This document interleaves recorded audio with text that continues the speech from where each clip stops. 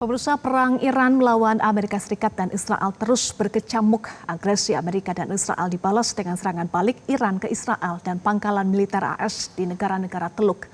Lalu apakah perang ini akan berlangsung panjang dengan pengerahan teknologi persenjataan yang makin besar dan keterlibatan pihak-pihak lain? Kami akan membahasnya dengan Marsikal TNI Purnawirawan Cepi Hakim, Kepala Staf Angkatan Udara periode 2002-2005 dan Ketua Umum Pusat Studi Air Power Indonesia. Selamat sore Pak Cepi. Selamat sore, apa kabar? Kabar baik, salam sehat untuk Pak Cepi. Pak Cepi, perang Amerika Serikat, Israel dan Iran sudah memasuki hari ke-6. Apakah seluruh kekuatan teknologi perang dari kedua pihak sudah digunakan semua? Ya, bisa dikatakan hampir semua sudah digunakan ya. Kita melihat banyak perkembangan, walaupun berita-berita yang berkembang sulit ya untuk bisa diketahui mana yang benar, mana yang tidak. Tetapi secara umum bahwa masing-masing pihak sudah mengerahkan sebanyak mungkin kekuatan yang dia miliki. Akan tetapi di sini kelemahan-kelemahan tertentu yang bisa dilihat, yang bisa terlihat adalah bahwa Iran terlihat dia lebih siap ya berhadapan dengan Israel, yang dia tahu di belakang Israel itu ada Amerika. Buktinya adalah walaupun pimpinan tertingginya berhasil dibunuh pada hari pertama kemarin, mereka berhasil melakukan reaksi, melakukan respon, menjawab serangan itu dengan menyerang posisi-posisi strategis yang kelihatannya memang sudah disiapkan sebelumnya. Dan harus kita sadari bahwa Iran memang dari segi stamina dalam berhadapan konflik itu sudah teruji pada saat melawan Irak 8 sampai 10 tahun ya, beberapa tahun yang lalu Iran itu masih tetap bisa melayaninya. Dan kalau kita melihat di pihak Amerika sendiri, pada hari kedua atau hari ketiga itu berkembang muncul berita bahwa Amerika melalui Italia ingin ceasefire. Itu menandakan bahwa perhitungan dari pihak Amerika dan Israel untuk menyerang pada hari pertama itu tidak didukung oleh alasan-alasan atau persiapan-persiapan yang cukup matang, sehingga begitu berhadapan dengan serangan balik yang dilancarkan oleh Iran, ada tawaran untuk ceasefire. Itu indikasi bahwa bagaimana Amerika dan Israel melakukan serangan pertama itu tidak sepenuhnya didukung oleh perencanaan yang cukup matang, atau Amerika dan Israel tidak siap, tidak mengira bahwa Iran begitu tough, begitu kuat, walaupun pimpinan tertingginya berhasil dibunuh, akan tetapi serangan balik bisa dilakukan dengan sasaran-sasaran strategis yang pasti di luar dugaan mereka sama sekali. Ya, Anda sebut bahwa Iran tough dengan stamina Iran yang lebih teruji, bahkan Iran disebut baru menggunakan stok persenjataan yang lama. Apakah artinya masih ada persenjataan yang disiapkan oleh Iran saat ini, Pak Cepi?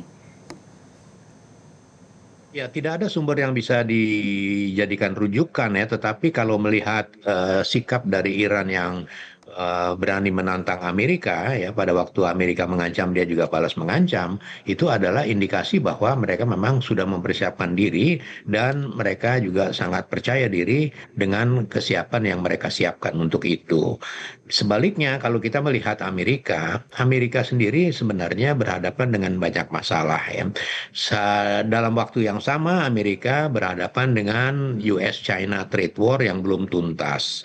Kemudian juga ada masalah Rusia-Ukraina, di mana keterlibatan Amerika juga ada di situ. Dan yang lebih parah lagi adalah situasi terakhir Blok Barat, situasi terakhir dari koalisinya Amerika, itu sekarang sudah tidak sekuat pada sebelum Donald Trump berkuasa. Kita melihat bahwa bagaimana perang tarif itu tidak hanya melibatkan Amerika dengan Cina, tetapi juga dengan sekutunya sendiri, dengan Uni Eropa. Dan itu adalah menambah kesulitan Amerika dalam berhadapan dengan konflik yang cukup besar di Timur Tengah sekarang ini. Kita melihat bagaimana komplain Donald Trump yang sangat kecewa terhadap negara-negara Eropa tertentu yang sama sekali dianggap tidak mendukung gerakan-gerakan atau serangan-serangan yang dilakukan oleh Amerika kepada Iran. dan misalnya tidak memberikan izin pada pangkalan-pangkalan Uni Eropa untuk digunakan menyerang Iran misalnya. Dan itu adalah nilai-nilai negatif yang berhadapan dengan Amerika. Dan di samping itu strategi Amerika juga tidak bersandar penuh kepada prinsip-prinsip strategi pertahanan. Mengapa begitu? Karena Amerika di dalam negeri sendiri memiliki banyak permasalahan, tetapi dia memutuskan untuk menyerang Iran. Kemudian dalam proses pertempuran yang sudah dibuka pada serangan pertama itu, Amerika juga salah perhitungan karena Amerika memperhitungkan bahwa dengan serangan itu dia sudah dapat memperoleh kemenangan mutlak. Ternyata tetapi yang dihadapi adalah serangan balik yang begitu masif yang dilakukan oleh Iran. Yang saya yakin itu di luar dugaan Amerika sendiri. Ya, ada dugaan kurang menghitung dengan cermat ya terkait dengan langkah pertahanan dari sedikit, Amerika ya, Serikat. benar. Sedikit tambahan lagi, Ya. kita mendengar berita bahwa Amerika ingin membangun real estate di Gaza misalnya. Jadi orientasinya tidak fokus kepada peperangan yang dia buka sendiri, tapi dia lebih kepada bisnis ya, karena Donald Trump itu bisnismen. Dan kita dengar ada berita dia mau bikin real estate dan sebagainya. Baik, Pak Cepi, saat ini yang berlangsung adalah perang teknologi dan persenjataan jarak jauh. Analisa Anda akan berlangsung sampai kapan? Ya, kalau kita melihat perkembangan teknologi, sekarang kita berada di eranya cyberspace. Apa sih cyberspace itu? Cyberspace itu memiliki 3 ciri yang utama.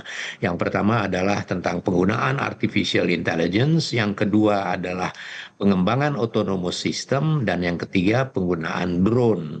Nah, dengan perkembangan yang seperti ini, kita akan semakin sulit untuk bisa memprediksi kapan atau bagaimana perang ini bisa berlangsung, tahan lama atau tidak tahan lama. Sebagai contoh saja bahwa sistem pertahanan udara Israel adalah the best ya, mungkin yang terbaik di dunia karena dia merasa terancam dari negara-negara di sekelilingnya sehingga dia membangun Iron Dome, David Sling dan sebagainya. Itu adalah pagar imajiner yang merupakan turunan dari SDI, Strategic Defense Initiative, yang dikembangkan oleh Ronald Reagan pada Perang Dingin tahun 69, yaitu pagar imajiner untuk menahan serangan-serangan intercontinental ballistic missiles dari kota Warsawa ke negara-negara NATO. Nah, sistem ini dikembangkan oleh Israel dengan membangun Iron Dome, David Sling dan sebagainya. Pada intinya adalah pagar imajiner untuk menghindarkan, untuk mencegah peluru-peluru kendali yang masuk ke wilayah Israel. Akan tetapi pada saat yang sama perkembangan teknologi juga berkembang pada mekanisme atau teknologi rudal, ada hypersonic dan lain sebagainya, dan terutama penggunaan drone. Di sini kita melihat bagaimana cara Iran bisa berhasil menembus pertahanan udara Israel yang sangat solid dengan menggunakan ratusan drone misalnya. Dan itu adalah strategi dan taktik-taktik pertempuran yang dikembangkan oleh Iran sehingga mereka mengetahui betul bagaimana cara menembus sistem pertahanan udara Israel yang sangat solid.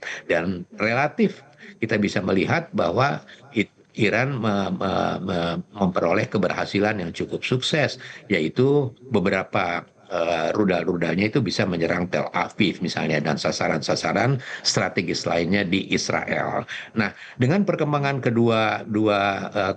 kemajuan dari kedua teknologi bertahan dan menyerang ini, maka kita akan sulit untuk bisa memprediksi cepat selesai atau lambat selesai atau akan berlarut-larut. Tetapi ada nilai plus di sini bahwa Iran sudah teruji sebagai negara yang tangguh, negara yang staminanya cukup kuat dalam menghadapi konflik yang jangka panjang. Sebaliknya, kalau kita melihat Amerika, dari sejarah Amerika, perang-perang yang dilaksanakan Amerika, mereka sangat terganggu dengan isu dalam negeri. Misalnya saja pada waktu Perang Korea, Perang Vietnam, dan Perang Teluk. Jadi seorang pimpinan negara Amerika, seorang presiden Amerika tidak sepenuhnya mempunyai kekuasaan yang mutlak untuk berperang. Karena pada contoh yang paling sederhana adalah pada ketika perang Vietnam itu rakyatnya tidak setuju untuk mengeluarkan banyak ongkos untuk perang Vietnam yang jauh dari Amerika dan juga tidak merelakan anak-anaknya mati konyol di medan pertempuran. Itu adalah juga faktor yang akan menentukan perang ini akan lama atau tidak. Kita melihat sekarang sudah mulai ada gejolak di dalam negeri Amerika sendiri, protes-protes yang tidak menyetujui tingkah laku Donald Trump dalam peperangan di Timur Tengah ini. Maka itu akan bergulir lebih cepat atau lebih lambat, kita harus mengikuti perkembangan lebih lanjut. Tetapi itu adalah salah satu faktor penentu. Di luar itu, di permukaan kita melihat bahwa perang ini yang menentukan, kayaknya penentukan ini bisa terlihat banyak analisis-analisis menulis itu tergantung kepada figur Donald Trump dan Netanyahu. Dua orang inilah yang bisa menentukan bahwa ini akan cepat selesai, akan berlarut. Karena kedua orang ini dari banyak analisis-analisis yang tersebar di banyak tulisan itu mengatakan bahwa mereka lah arsitek dari konflik yang tengah berkembang sekarang ini. Apakah Amerika Serikat juga akan melakukan langkah lainnya, invasi darat misalnya Pak Cepi dengan kondisi geografis jalur darat Iran yang tidak mudah dijangkau, dan apa yang dikalkulasi oleh Amerika saat ini? Ya, semua kemungkinan bisa terjadi. Tapi kalau untuk serangan darat, saya pikir agak sulit ya, dalam pengertian bahwa serangan darat itu harus dibuat suatu perencanaan yang matang. Ya, tidak bisa sesegera mungkin. Dan kalau kita melihat persiapan Amerika, saya tidak yakin mereka mempunyai perencanaan serangan yang matang sekali. Mereka selalu beranggapan bahwa serangan udara sudah cukup untuk menaklukkan negara. Dan itu pelajaran Amerika pada waktu Perang Dunia. Cukup dengan menjatuhkan bom di Hiroshima dan Nagasaki, cukup dengan serangan udara sudah membuat sebuah negara yang dalam hal ini adalah Jepang itu menyerah kurang dari 1 minggu dan juga menyelesaikan siklus mekanisme perjalanan dari Perang Dunia Kedua.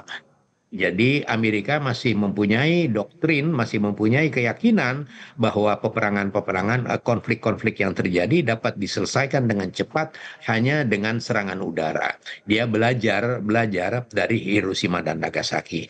Dia belajar dengan membom Hiroshima dan Nagasaki, Jepang menyerah dan Perang Dunia Kedua usai. Dan itu masih melekat oleh doktrin itu oleh Angkatan Perang Amerika. Way of thinking dari military thinkers Amerika itu masih seperti itu. Dia masih percaya betul dengan kekuatan udara semuanya selesai. Tetapi dia lupa bahwa perkembangan teknologi sekarang berkembang seperti ini dan dia harus menghadapi kenyataan bahwa tidak cukup serangan udara itu untuk menundukkan Iran pada saat ini. Ternyata Iran bisa melakukan serangan-serangan balik dengan sasaran-sasaran strategis yang sangat mengganggu perencanaan perang dari Donald Trump dan Netanyahu. Ya, teknologi menyerang dan teknologi bertahan itu yang menjadi kunci ya. Terima kasih Marsikal TNI Purnawirawan Cepi Hakim, Ketua Umum Pusat Studi Air Power Indonesia sudah bergabung bersama kami di Metro hari ini. Jelajahi cara baru mendapatkan informasi. Download Metro TV Extend sekarang.